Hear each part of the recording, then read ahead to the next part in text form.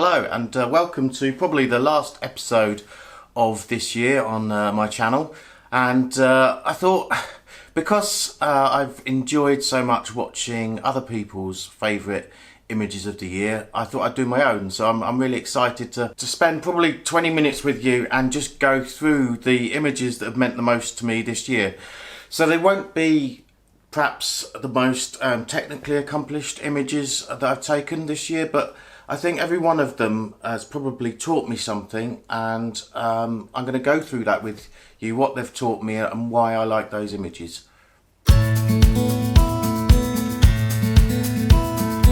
Number one, this is the frost giants, and the reason I like this photo is last year, sort of, this time of year, you set yourselves challenges and goals that you want to achieve, and I said I wanted to get out more and spend more time out there with my camera. So I was really pleased because this was the 1st of January. It was a desperately cold morning, frosty morning, and I went over to Avebury. And if you haven't been to Avebury, I'd go there because it's the largest stone circle in Europe, and it's actually it's an amazing experience to just walk around it. It was probably the first time I'd done a sky replacement in Photoshop, and using luminosity masks to do that. And I think I got a video about doing sky replacement, so I'll link that above. But yeah, this was I exposed for the foreground and the stones. I exposed for the sky, and I pulled those images together. And so, I probably wouldn't sort of say it was, objectively one of the best images I've ever created, but I just love it for those reasons. Okay, so my second one, probably most of you will recognise this. It's Clevedon Pier in Somerset, and I think this was again in January of last year. So two images from January is pretty good start to the year. This one, I think it was a Sunday, and I was desperate to get out with my camera, and I didn't really know what I was going to go and shoot, which isn't really like me. I've got a very good idea about what I'm going to go and try and photograph, but on this occasion I left the house in the car, and I was thinking, well, where am I going to go? And I remembered Clevedon has this pier. It's probably Victorian. It's very elegant structure, and I thought, well, why not just go and have a go at that? I kind of like piers, lighthouses, as you know, and so I headed off down the motorway, and it's not particularly close. It's about 65 miles away, but once it was in my head, I had to sort of go and do it. And when I arrived, it's like again a very cold. And this time it was a very flat grey evening. I set up my camera, and I was pretty happy with the composition, but there was nothing particularly special about what was going on in the image. I do like the pier, the structure, the composition was fine, and I guess what I decided then to do was, so it was a reasonably sort of choppy day. So this was a long exposure. It smoothed out the sea, which then it just meant that really the focus all came onto the pier, and there's a beautiful turquoise colour of the metalwork going down the pier, and I remember just waiting, thinking, I hope they switch those lights on, and eventually they did, and that's what made it for me. Those lights disappearing down the length of the pier, and I just kind of love that sort of way that the farthest lights track right at the edge of the pier. And if I'd have been a little bit further forward or a little bit further back, that wouldn't have been the case. I think it's just a really strong image, and especially printed, it's a really strong image. Okay, so number three. At the time,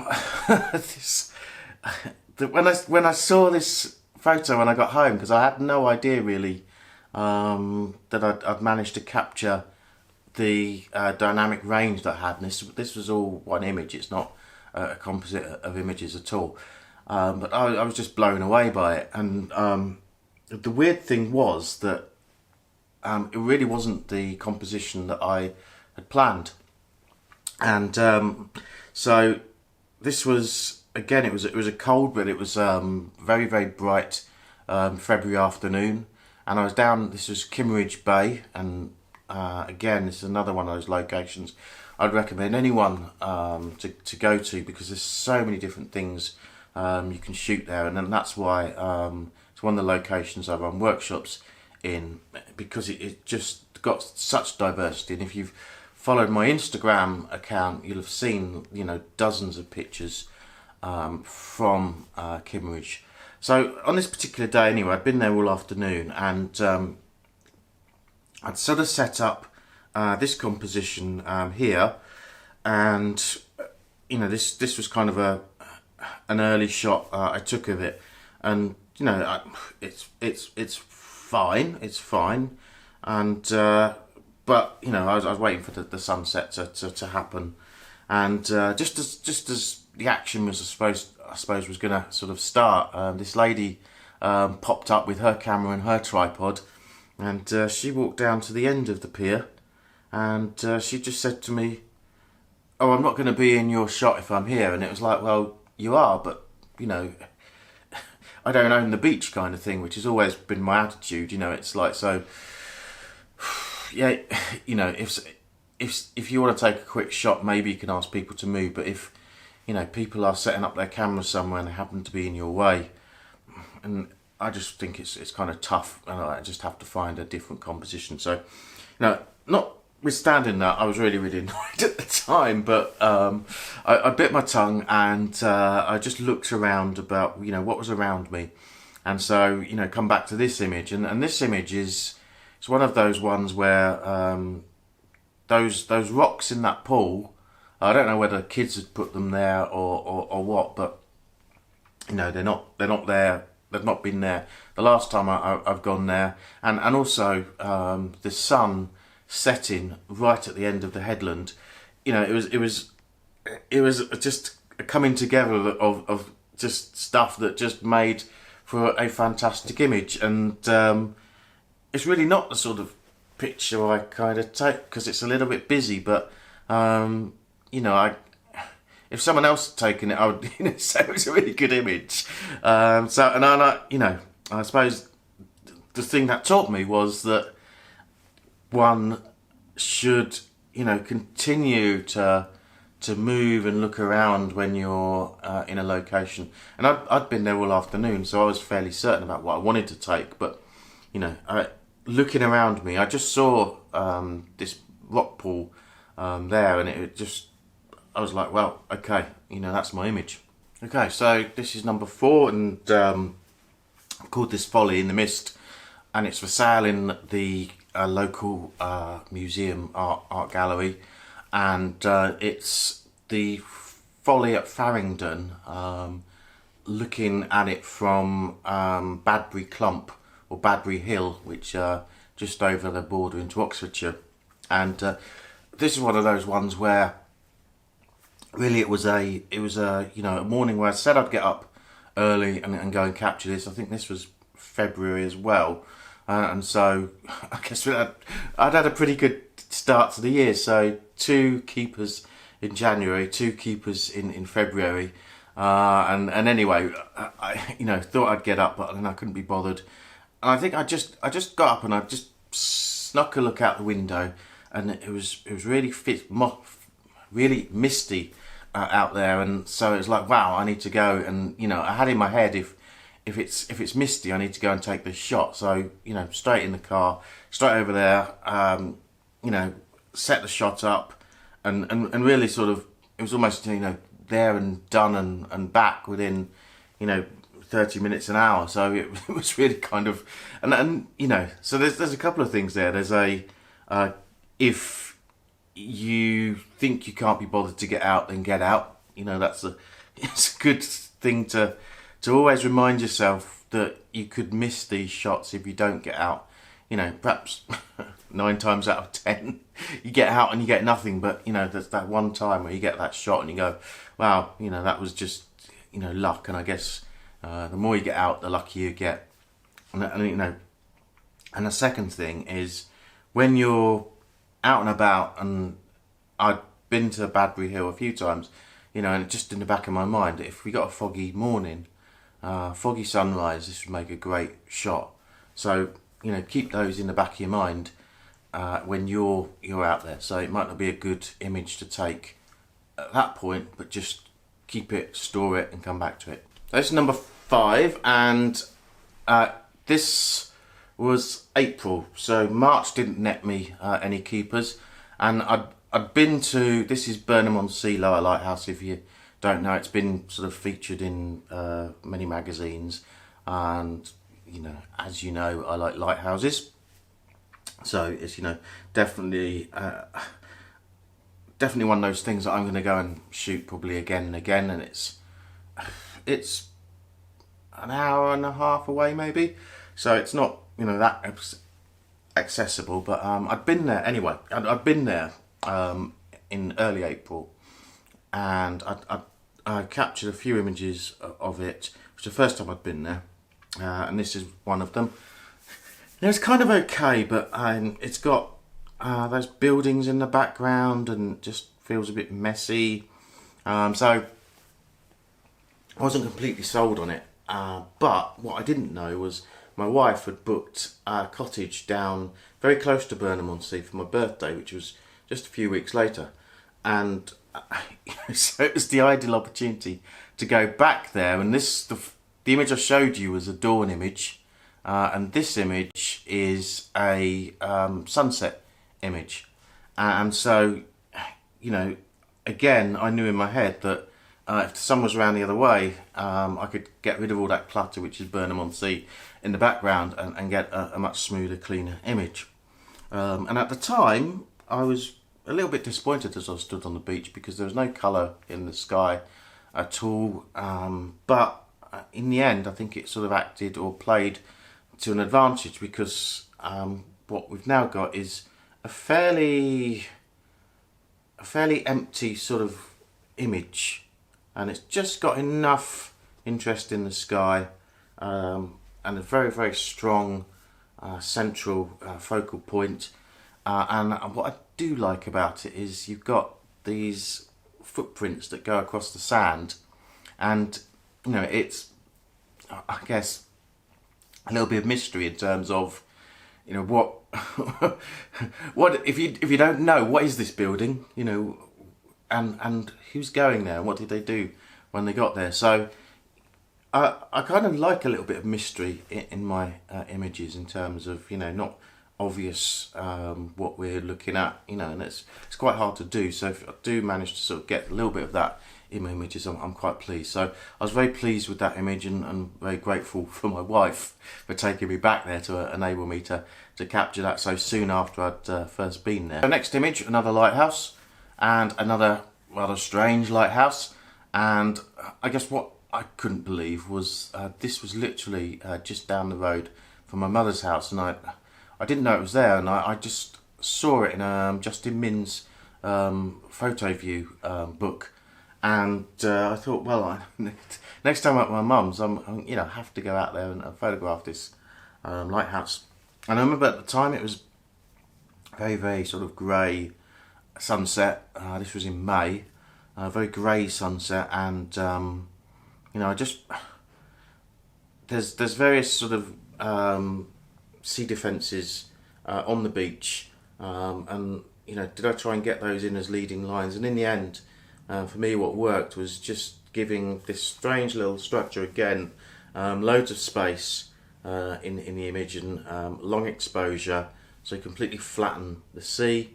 And you know, in post-processing, I was able to just get a little bit of colour in the sky, and it, you know, it's genuinely like then turned into one of my favourite images. So, you know, as many people have said in the past, you know, half the job of the photographer is done in the field, the other half is in post, and this is a very different image than the original raw I had, both in terms of crop and in terms of the colour. Okay, this next one is, it's even closer to my mum's house. I can walk to this one, and I'd been there in midsummer's day, and glorious sunny day, and I thought, looking out across that creek, it would make a great dawn shot, and I knew, the sun would come up from that direction. So this one I think was in August, so a very early start to get there for dawn.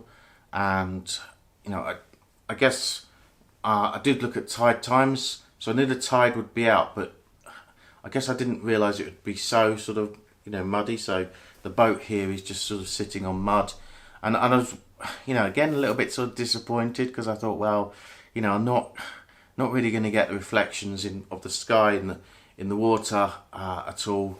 But actually, again, sort of quite luckily, there was a pool of water to the left, my left of the boat, and just as the sun came up, it just caught in that pool of water, and just made that image. So again, I guess there's another sort of just get out there, and sometimes it hurts to get out there at 3 or 4 in the morning, but sometimes the rewards are like, they're really, really worth it.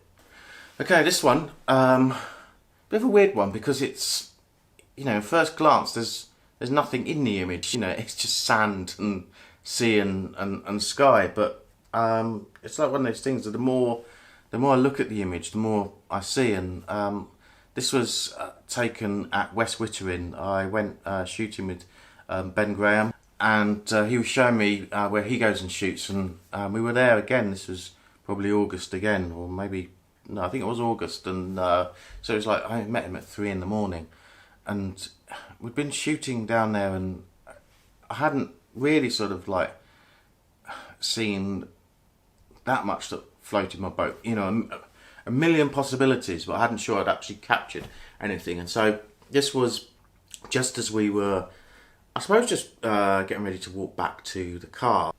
And as I was walking up the beach, I just looked behind me, and I just saw those ripples. And the thing I like about it, especially when this is really big, and I'd love to have this printed, enormous size, is that it looks like the sand could be, moving like in the wind, but actually it was just the patterns the tide had made. It had receded. So this then is a great reason to always look around you, and I always do have a look back when I'm sort of walking away from a location, just in case there's something I've missed. And on this occasion, you probably had missed the best composition of the day. This one is here because of the possibilities of it, really. Because in my mind's eye, I've got this idea of capturing sort of the vastness of the ocean with, a very small boat on a big ocean with, perhaps something in the sky. And on this occasion, we had the cloud, we had the small boat, we had the vastness of the ocean. Doesn't quite work, because the boat either needs to be in the foreground or it needs to be on the horizon, and in this case it just sort of just touching through the horizon. So it's I still love the image, don't get me wrong, but there's a better one to be had with this same idea. So this is here because of the possibilities it spoke to me of. And this was, again, it sort of evokes memories, because this was a workshop in September, and it was a beautifully warm evening. It was late September, and it was just ridiculously warm for the time of year, and it just sort of the last probably like warm days of the year that we had. So it's quite important for that reason as well. Okay, so it's that lighthouse again. I don't know really what to sort of say about this, other than this one was September, I think. This, I guess, is a good example of why you go back and take the same images again and again. So if you compare this to the previous one, you've got dead flat seas and hardly any colour in the sky. This is a dawn image, and you've got beautiful oranges in the sky, and because the sun hasn't yet come up, You've got the purpley blue tones in the sea, and just slightly reflected off the lighthouse as well. So those, you know, tones are just fantastic. And this was a very, very rough day. So even though this was a long exposure as well, what I've done to the sea is just, I guess, giving it a cotton wool effect, which actually I think works really, really well with the colours. So, you know, lesson here is to sort of go and take the same, go to the same locations multiple times.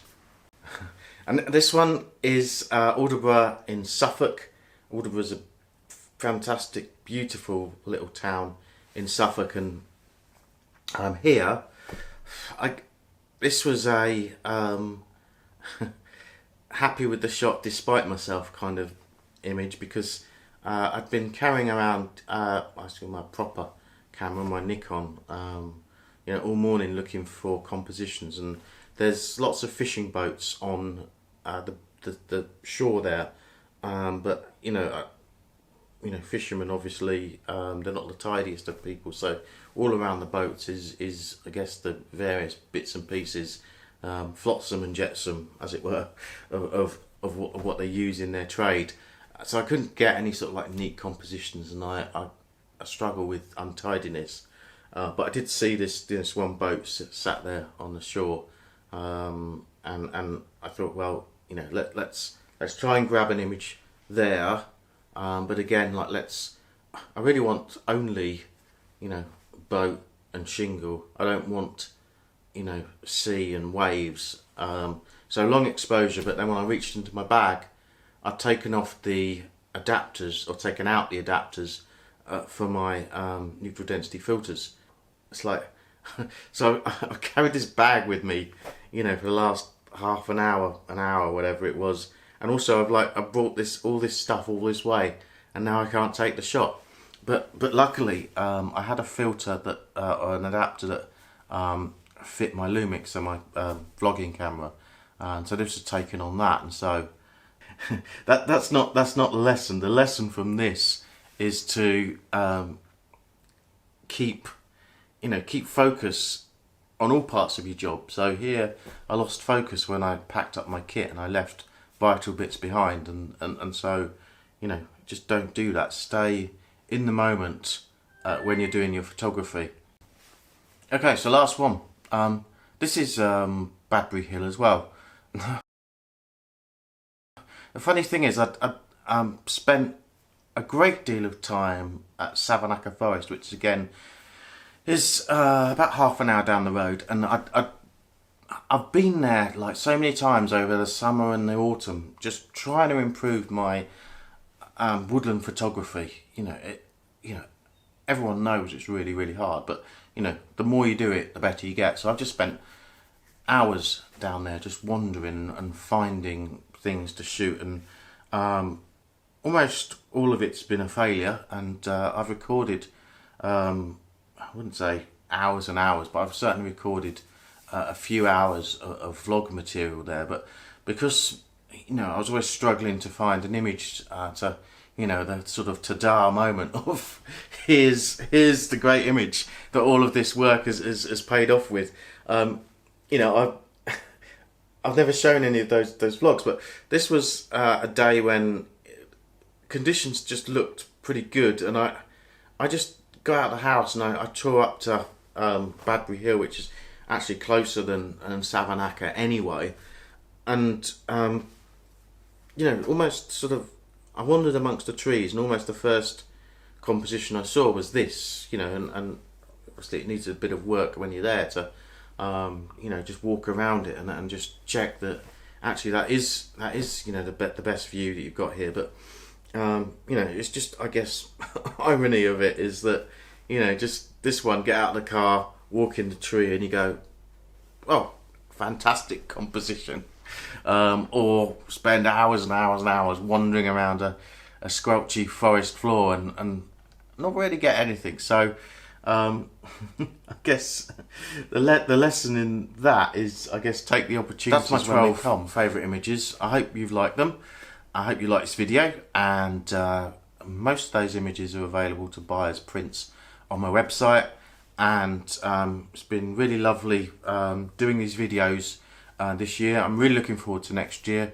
Please subscribe, and also check out my Patreon page. There's a link in the notes below, and I'd love you to become a patron of mine. And I guess one thing to note there is that for my top 2 tiers of patrons, I send a signed print out at the end of the year. So you essentially got a few weeks left. So if you sign up as a patron today, then you'll get the 2019 print, and that's either an A3 or an A4 print. And so that's a pretty good deal. So please do that, and I'd love to have you as my patrons, and really look forward to doing more videos next year. But have a great Christmas, and wish you all the best for next year. And let's finish with a slurp of Snowball.